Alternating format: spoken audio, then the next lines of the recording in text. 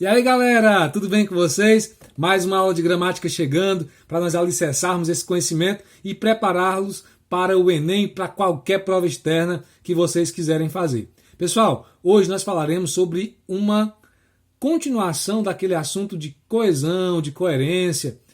Quem nunca foi fazer um texto e se perdeu, não sabia mais o que falar, o que fazer, como fazer. Então hoje nós falaremos justamente sobre os organizadores textuais, sequências, continuações, enumerações que vocês podem utilizar na criação e até mesmo na confecção das suas produções textuais. Esses operadores argumentativos ou organizadores textuais têm como objetivo organizar e estabelecer relação e produzir efeito de sentido. Nesse caso, esses operadores, esses organizadores, têm a finalidade de acompanhar e de organizar o seu texto, como o próprio nome já fala. E também vai completar o assunto de coesão textual, que é a organização do texto. Ah, mas vocês podem me perguntar, é redação? É gramática? É gramática, porque o estudo da semântica está ligado à gramática normativa. Lembrem-se que a gramática é dividida em 5. Nós temos a fonética, a morfologia, a sintaxe, a semântica e a pragmática, aí, que é um outro nível de ciência que nós já falamos dentro de sala e foi assunto de uma outra aula. Tá? A gente vai recapitular, a gente vai organizar e vai direcionar vocês à utilização de operadores ou de organizadores textuais. Nesses organizadores é utilizado expressões denotativas, tá? Ou expressões denotadoras, como muitos livros aí vêm com essa definição. Então, essas expressões denotativas, o que quer dizer isso? São palavras ou expressões que determinam os seus significados, né? Expressões que tenham dentro do texto. Então, lembrando que a denotação são palavras utilizadas no seu sentido real, tá certo? No seu sentido literal, ok? Então, expressões denotativas são aquelas utilizadas para exprimir o seu significado dentro do texto, dentro da frase, beleza? Então vamos agora conhecer os tipos de organizadores. No texto, há uma enumeração, há uma sequenciação. Nesse caso, são exemplos de organizadores textuais.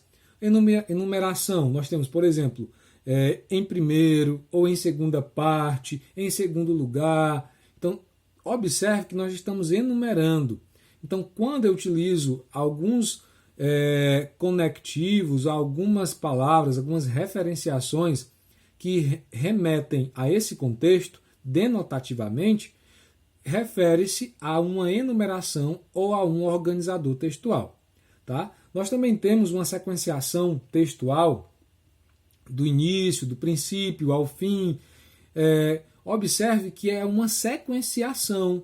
Início, depois fim, tá? Meio. Então, nesse caso, essa referenciação, essa sequência lógica, dá-se o nome de sequenciação textual. Claro, até porque por sequenciar, tá? O início, o meio e o fim. Aí vocês podem se perguntar, não entendi, como é que eu posso fazer isso? Então, por exemplo, se o texto fazer menção de início, eu falarei tal. Então, nesse caso, você já começou a sequenciar, tá? Uma sequência lógica textual, beleza? Eu queria que vocês colocassem esse enumerador, esse organizador textual, também fomentasse e ligasse às conjunções. O valor semântico de aditivo, de conclusivo, de explicativo, também será desses organizadores, que eles podem utilizar uma enumeração, uma sequenciação, mas também podem exprimir esse contexto. Tá? Então pode ser advérbios, podem ser substantivos, podem ser conjunções que expressam esse valor semântico. Então, tanto é que os organizadores argumentativos ou organizadores textuais recebem esse nome porque não é só conectivo. Pode ser locuções, tá? Que denotativas, como nós vimos anteriormente, que expressam um valor real, literal.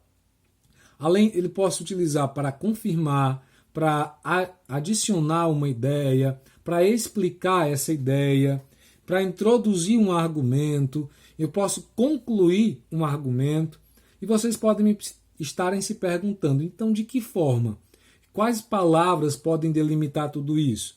Por exemplo, se eu fosse confirmar uma ideia, de fato, com efeito, em verdade, eu estou confirmando uma ideia, tá? Então, nesse caso, quando eu falo de operadores ou de organizadores textuais, eu queria que vocês entendessem, pode até parecer difícil, mas não é só uma organização. Vamos dar nomes ao que eu já sei escrever. Quando confirmar uma ideia, eu devo utilizar palavras que confirmem essa ideia, de fato, de verdade. Quando eu vou introduzir uma ideia, um argumento, claro, eu preciso colocar uma ideia de introdutória no meu texto. Então, se eu falasse sobre o novo vírus, então eu falaria sobre ele para que as pessoas pudessem conhecer o que está acontecendo, o que estou falando. Então, introduzir um assunto, tá? Um argumento, ou até mesmo uma palavra, tá certo? Então, algumas sequenciações, algumas reiterações devem ser feitas no texto, por exemplo, como observamos, como já foi dito, isso é uma reiteração do texto. E também a reiteração é justamente um argumento, um operador organizador textual, tá? Fazer uma síntese, um resumo do que já foi dito, em suma, em síntese. Então, isso é fazer uma organização das ideias. E para finalizar, essas ideias podem se opor, tá? Então, se eu quero criticar, eu posso, pelo contrário, contrariamente, tá? Então, eu posso utilizar conjunções ou advérbios, ou outra palavra, um substantivo que tenha valor semântico de adversidade, de oposição. Também acontece como a conclusão. Então, todos esses efeitos textuais servem para organizar esse texto. Tá? Então, por isso que são chamados de organizadores textuais. Beleza? Então, galerinha, espero que vocês tenham gostado. Nós falamos na aula de hoje sobre organizadores textuais, que são elementos, são palavras que fazem uma composição literal no texto e que, claro, alicerçam o conhecimento e alicerçam, fortificam e fortalecem, duas palavras, né, sinônimas, fortalecem aí o seu texto, beleza? Então espero que vocês tenham gostado e até nossa próxima aula para falar sobre outros assuntos da gramática, tá? Beijo carinhoso e até a próxima!